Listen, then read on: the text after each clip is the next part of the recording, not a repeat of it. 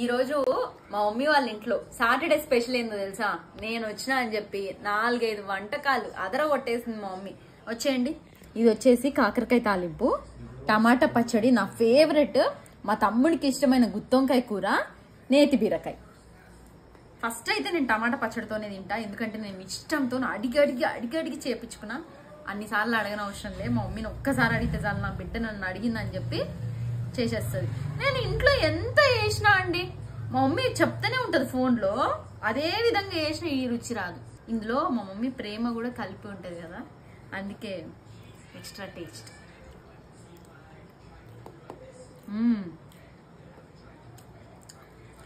ల్యాండ్లో కాకరకాయలు ఇవి.